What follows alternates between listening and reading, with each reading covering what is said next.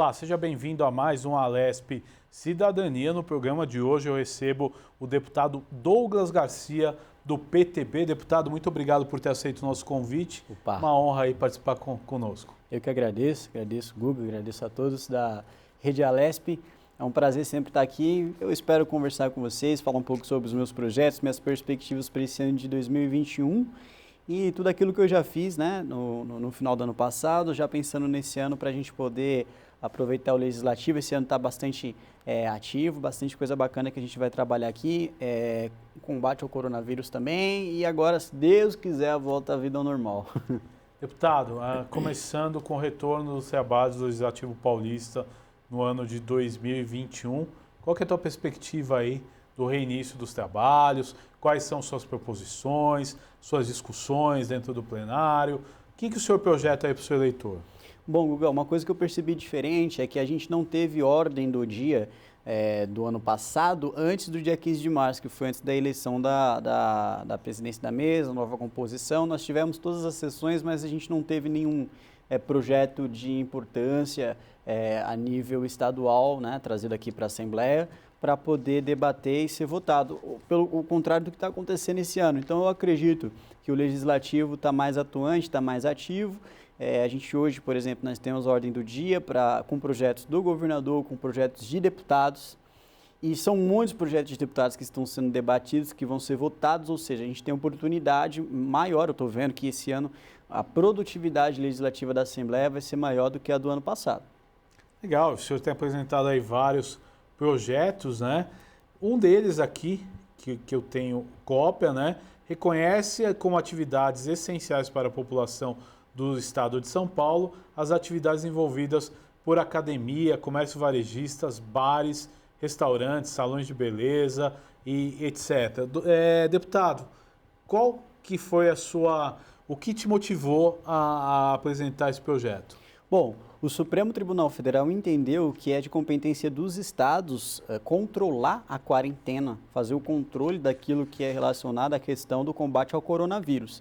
Tanto é que foi julgado recentemente, né, o próprio presidente da República tentou fazer alguma coisa com relação a isso, não conseguiu, e a responsabilidade e competência foi passada para os estados. A autonomia, né, o ente federativo, a questão do pacto federativo foi muito fortalecido nessa pandemia. Porém, quando nós falamos estado, nós não podemos pensar que o estado se resume ao governo do estado.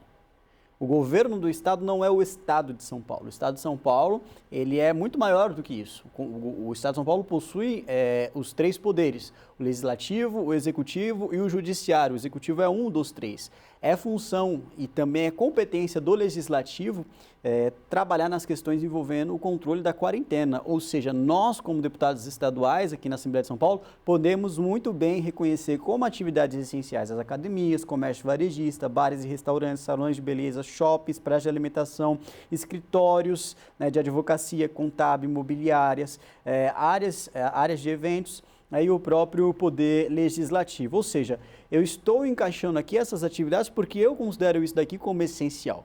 Isso daqui vai impactar diretamente na vida das pessoas, já está impactando diretamente na vida das pessoas. Quantas pessoas ficaram desempregadas em decorrência da forma de controle que o governador trouxe? Isso não é controle, Guga, você me desculpa, eu acho que fechar o comércio no estado de São Paulo não é controle. Tirar os empregos não é controle.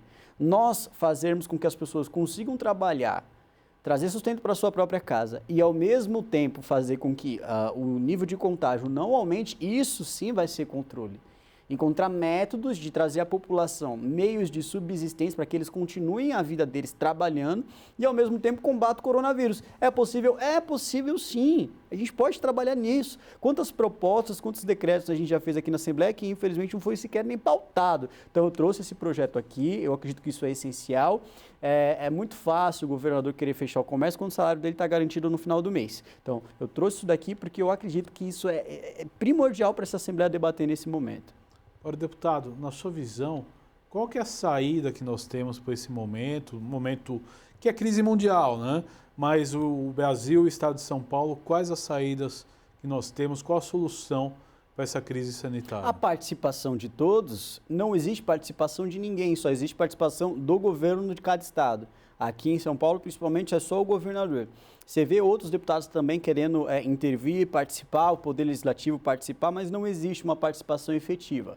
A gente tentou até mesmo criar um projeto, né, era o tal do Covidão, para que alguns deputados que indicassem de determinados artigos fosse encaixado para o governador sancionar, envolvendo a questão de saúde, envolvendo a questão de comércio, mas mesmo assim, esse projeto, ele sequer nem se foi aprovado, só sei que teve muitos vetos por parte do governador, veto parcial, sanção parcial, não sei exatamente qual é o termo correto, mas ele retirou algumas partes desse projeto, ele não deixou algumas partes passar, né? Só sancionou parte do projeto e vetou outras partes do projeto, entendeu? Então, mesmo assim, ele desrespeitou o Poder Legislativo, porque muitos deputados não tiveram a sua vontade contemplada no combate ao coronavírus, ou seja, precisa ser, nesse momento, principalmente a participação de todos os poderes para a gente poder combater o Covid-19, Legislativo, Executivo e Judiciário, e não só o governo do Estado.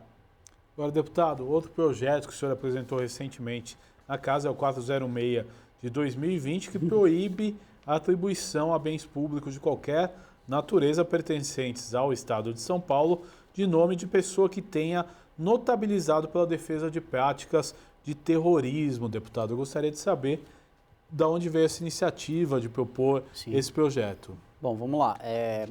Para não ser deselegante, eu vou aqui falar de forma bem objetiva e passar a minha ideia sem ter que citar nomes. Existia um projeto nessa casa que mudava o nome da rodovia Castelo Branco para a rodovia Carlos Marighella. Eu acredito que a população brasileira ela tem que conhecer a sua história, a paulista principalmente a sua história, de saber que as práticas de terrorismo elas devem ser repudiadas com veemência no nosso estado e que agentes do poder público, autoridades civis principalmente, não podem de forma alguma prestar homenagens às práticas de terrorismo. Nossa, mas você está falando de terrorismo, não é uma coisa assim que está longe de acontecer no Brasil? Não, não é. Nós temos sim, no Brasil, a possibilidade de ocorrer ataques terroristas. Em qualquer lugar do Ocidente nós temos essa possibilidade. Não apenas ataques terroristas por parte de grupos extremistas do Oriente Médio, mas existe no Brasil alguns tipos de guerrilhas urbanas que não se contentam com decisões políticas e atacam de forma ideológica mesmo, como já aconteceu inclusive no movimento em que eu faço parte, o movimento conservador, já foi atacado. Então, em decorrência disso, para lutar contra o incentivo a práticas terroristas, eu protocolei esse projeto nessa Assembleia, assim como a tortura no Brasil, ela é combatida, o terrorismo, como torturadores são combatidos, os terroristas devem ser combatidos também, principalmente porque eles são os que mais praticam a tortura, eles que mais apoiam e promovem esse tipo de comportamento. Nós não podemos taxar o terrorismo como se fosse algo normal, invasão de terras alheias, propagação do pânico por motivos políticos e ideológicos. O meu principal objetivo quando eu trouxe esse projeto para a Assembleia é poder abrir o debate em cima disso, Guga. Agora tem outro projeto aqui que autoriza o Poder Executivo a conceder isenção fiscal a instituições de ensino médio e superior que forneçam bolsa de estudo a atletas em situação de hipossuficiência, deputado. É interessante a gente explicar e é interessante essa sua preocupação com os esportistas, né? Sim. Bom, Guga, eu não sei se você conhece a minha história, eu vim da favela, eu vim da periferia, eu nasci na zona sul da cidade de São Paulo, numa favela chamada Buraco do Sapo, né? Foi um dos poucos deputados eleitos ainda morando na periferia. E eu sei muito bem o que acontece com aqueles jovens que, infelizmente, não conseguem uma oportunidade na vida, outros que são jogados no mundo do crime. Eu entendo muito bem que essa escolha é uma escolha individual, que cada um tem a responsabilidade sobre aquilo que quer seguir. Eu não estou julgando a culpa no coletivo, estou dizendo que nós podemos abrir mais oportunidades para que esses jovens não fiquem largados.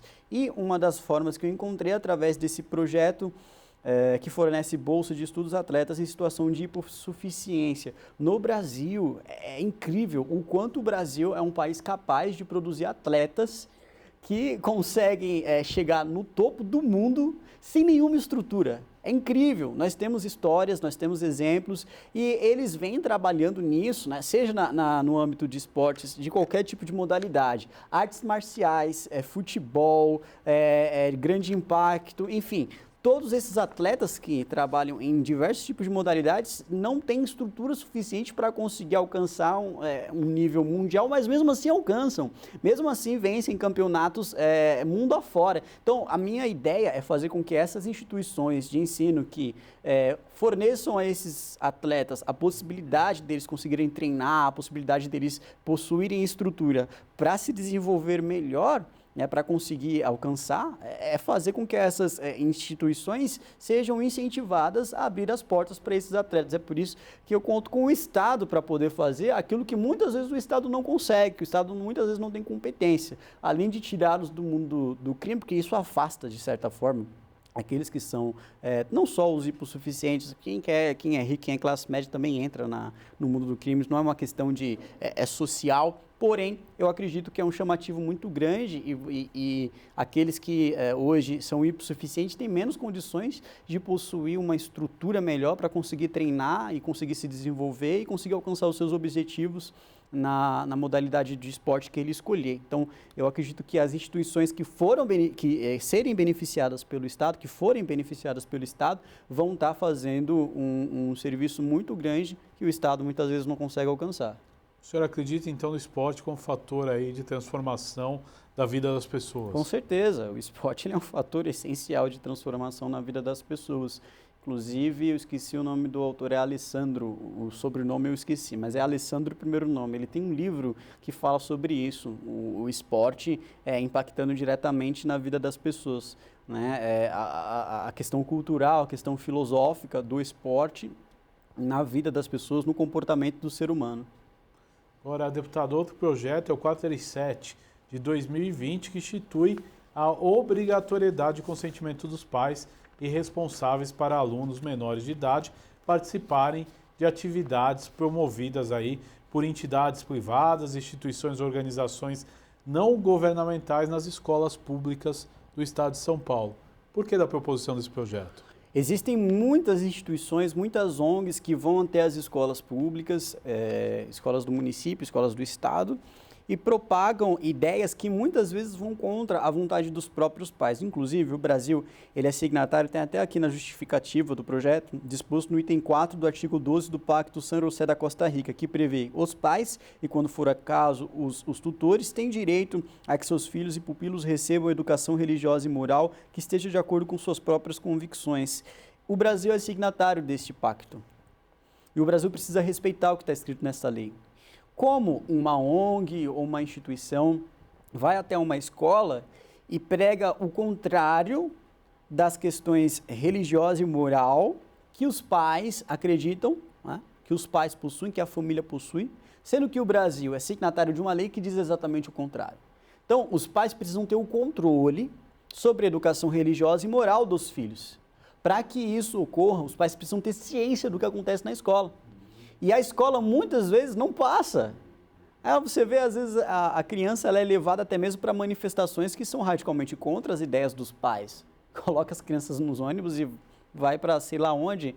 Então, os pais têm que ter ciência, os pais têm que ser notificados do que a escola está fazendo, do que a escola está apresentando.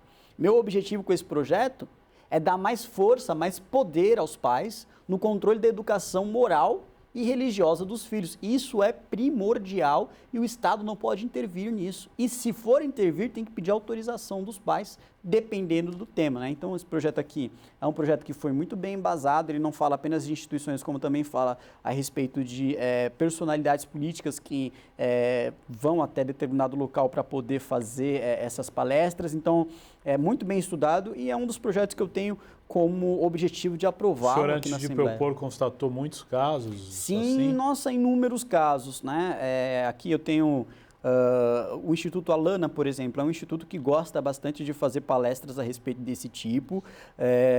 Houve um caso numa escola estadual de São Bernardo do Campo que eu mesmo fui até lá para poder conversar com a direção da escola, tenho tudo gravado, inclusive, registrado, pois um vereador da região resolveu fazer uma palestra para as crianças incentivando ataques como aconteceu no Chile, né? Ou seja, no Chile, para você ter uma ideia, Guga, estavam jogando coquetel Molotov na polícia. Então isso vai contra a questão moral dos pais sobre a educação dos filhos. Espera aí, você está incentivando meu filho a fazer um ataque terrorista, isso é ridículo, isso não pode acontecer.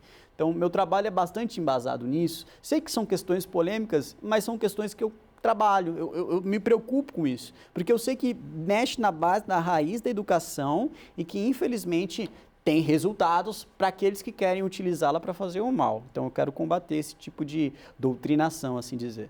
Agora, deputado, outro projeto aqui é o 432 de 2020, que dispõe sobre a proibição, né, de terapia hormonal e cirurgia de redesignação sexual, respectivamente a menores de 18 a 21 anos. É um tema também que é bastante debatido aqui na casa. Sim, exatamente. Essa palavra é bem difícil, é redesignação sexual. Exato. Isso. Fica vedada a terapia hormonal para menores de 18 anos na rede estadual e na rede privada de saúde.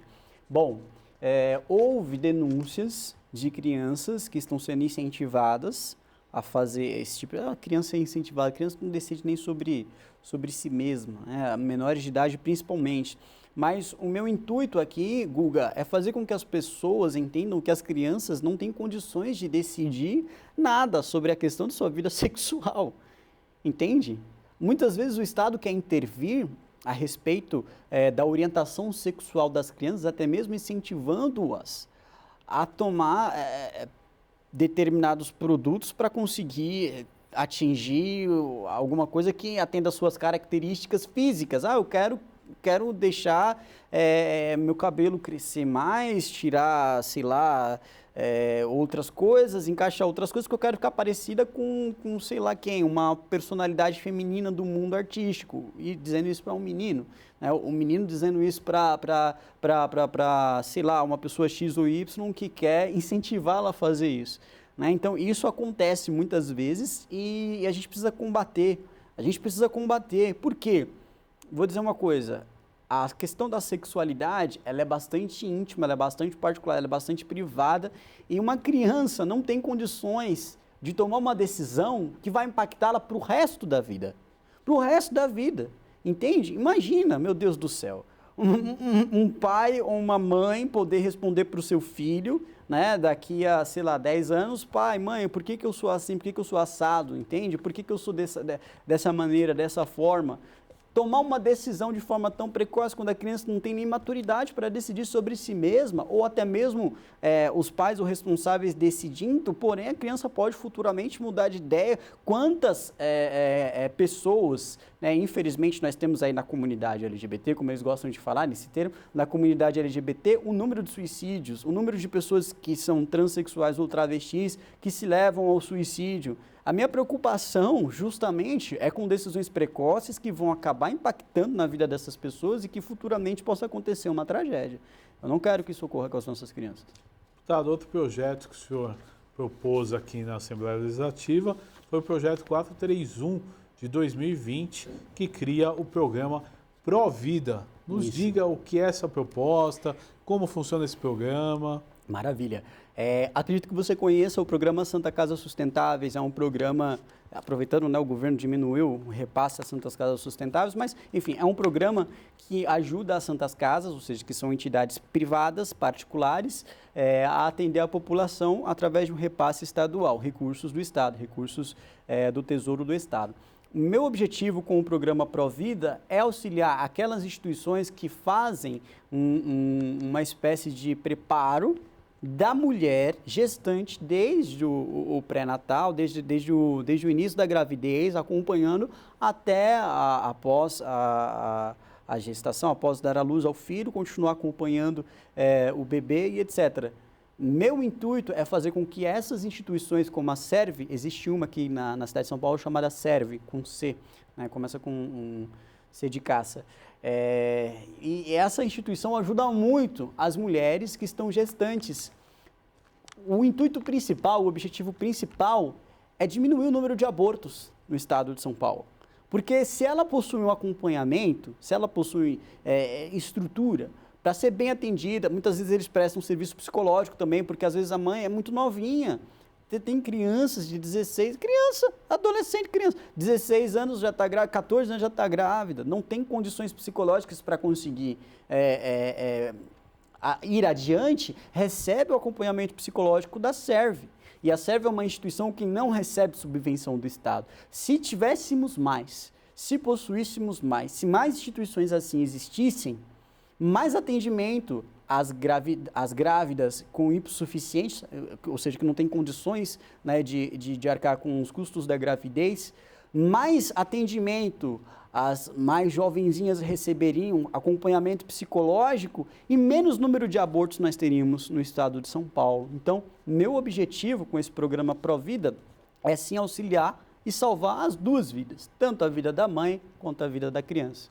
Agora, deputado, o senhor tem bastante atuação aí na área de saúde, né? O que o senhor tem feito? Foi um ano difícil, né, onde cada vez mais precisou ajuda à área de saúde. Como o senhor está observando esse cenário? Bom, eu observo que o governo do estado tem sido bastante incompetente para cuidar da saúde do estado, afinal de contas, eles possuem um orçamento gigantesco que foi aprovado por essa Assembleia, tanto no ano retrasado como no ano passado. No ano passado, pior ainda, porque o governo estava em pediu estado de calamidade e a Assembleia reconheceu, ou seja, ele pôde gastar além do previsto em lei orçamentária anual, portanto, poderia sim atender as expectativas da população. Ao invés disso, resolveu apenas criar hospitais de campanha, ao invés de pegar os hospitais já existentes, investir, fazer com que esses hospitais tenham estrutura para hoje atender aqueles que estão procurando mais vaga, né, dentro das UTIs e etc. Não foi isso que o governo fez, pelo contrário. O que o governo está fazendo agora? Diminuindo recursos para Santas Casas de Misericórdia, diminuindo atendimento nos PS de hospitais regionais do estado, como por exemplo de Itapecerica da Serra, como está ameaçando fazer também com o Hospital de Guarulhos e de outros também que eu tenho recebido denúncias. Contra todas essas coisas, eu entrei com representação no Ministério Público do Estado de São Paulo, contra a redução do repasse de dinheiro às Santas Casas Sustentáveis e também contra o fechamento parcial dos PS, que passaria a receber apenas de urgência. Nesse momento que a população mais precisa de atendimento médico, de atendimento na área da saúde, vai na contramão daquilo que o governo do Estado tem feito, né? Enfim, por exemplo, nós temos hoje o Hospital Regional de Caraguatatuba. Esse hospital de Caraguatatuba, ele foi construído, já foi inaugurado há muito tempo, e o número de leitos que tem é muito maior do que está hoje funcionando, ou seja, do que está hoje atendendo a população. Então, eu recebi essa denúncia, o próprio prefeito, também esqueci o nome do prefeito, fez essa denúncia, e a gente precisa fazer com que o governo do estado atue. O governo do estado precisa atuar, já enviei requerimento de informação em cima disso, já cobrei na tribuna também, já fizemos indicação.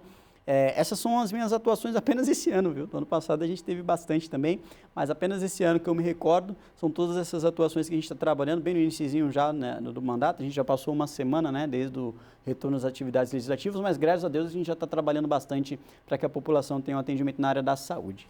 Olha, deputado, me lembro aí dos anos anteriores, uma das causas que são caras do seu mandato é a questão da alienação parental, né? Sim, sim. É importante a gente falar um pouco desse assunto. Opa, eu já tenho esse projeto aprovado em algumas comissões aqui na Assembleia de São Paulo. A alienação parental ela é uma realidade no estado. Eu já recebi denúncias de vários pais, ou mães também, não acontece, mas a maior parte dos casos são de pais que querem ver os seus filhos, ter acesso aos seus bebês e infelizmente não podem, são envenenados. As mães geralmente envenenam a cabeça do filho contra os pais ou vice-versa. Então, existem 2 projetos meus aqui versando a questão da alienação parental. Um deles torna obrigatório uma espécie de assinatura num termo sobre qualquer tipo de denunciação, o registro de boletim de ocorrência, né, que possa ser feito contra qualquer tipo de pessoa, né? Aqui abrange todos os tipos de crime, mas principalmente a questão da alienação parental. Por quê? Porque a pessoa vai ter ciência de que, se acaso ela estiver fazendo uma denunciação caluniosa, ela pode responder de acordo com a lei. Isso diminui, isso pode diminuir. Se a pessoa tem ciência do que ela está fazendo, se o delegado, no momento do boletim de ocorrência, for registrado, o delegado dizer, olha, se o senhor estiver fazendo esse boletim de ocorrência e se acaso for constatada a inocência ou se vencer na justiça por intermédio de qualquer tipo de ação nesse sentido, o senhor pode responder por denunciação caluniosa. Isso afasta a maior parte dos casos afasta, eles têm medo de continuar. Outro projeto que eu tenho também é a ciência às próprias crianças a respeito dessa questão da alienação parental. Adolescente, criança, sobre isso. Porque muitas vezes eles sofrem essa lavagem cerebral e não percebem, muitas vezes não, sempre quando acontece, eles não percebem que estão sofrendo essa lavagem cerebral. Então, talvez, um dos métodos que a gente tem é fazer com que eles tenham ciência do que está acontecendo. Né? Os pais precisam ter acesso aos dados dos filhos em qualquer instituição. Isso é um direito dos pais. Escola, os pais têm que ter acesso às notas do filho. E isso, às vezes, é negado. Não, porque está sendo esse processo, etc. Sua mãe pode ter acesso. O pai tem que ter acesso também. Ou a mãe tem que ter acesso também. É um direito deles. Então, essa notificação deve chegar, pedir para que fosse circulada uma portaria nas escolas do Estado, informando esse direito fundamental e essencial que é dos pais, conseguir acompanhar a educação dos filhos. Deputado Douglas Garcia, estamos chegando nos momentos finais desse nosso programa, esse Alesp Cidadania, mas eu queria que o senhor deixasse uma mensagem aí para o nosso telespectador e também para o seu eleitor, o que ele pode esperar do seu mandato no ano de 2021. Opa, obrigado, Guga. Bom, vocês podem ter certeza de que o que não vai faltar vai ser muita luta, combatividade. Eu não vou abaixar a cabeça de forma alguma, apesar das tentativas de me calar, que são feitas por parte da oposição, e quando eu digo oposição aqui, vocês já sabem quem são. E eu agradeço a todos pelas mensagens de carinho que eu tenho recebido no meu gabinete. Qualquer tipo de sugestão, crítica, estou sempre aqui às portas abertas, pode ter certeza que eu não sou perfeito, tenho muitos defeitos, mas eu procuro sempre melhorar, atender a população da melhor maneira, fazer um bom mandato como parlamentar, atender às questões estruturais, questões ideológicas, questões políticas. Estou sempre aqui à disposição para fazer denúncia, para fazer projeto, para poder trabalhar e sempre ficar aqui à disposição da população do estado de São Paulo, né, cumprindo o meu mandato aqui até o ano que vem. Cara, o tempo passa rápido, né? Passa rápido, né, deputado? Até o fim de 2022. Beleza? Deputado Douglas Garcia, quero agradecer a sua participação nesse Alesp Cidadania de hoje. Você continua agora com a programação da Rede Alesp. Eu quero convidar você também a acessar as nossas redes sociais, o nosso Facebook, o nosso Instagram e o nosso canal no YouTube. Até um próximo encontro. Tchau!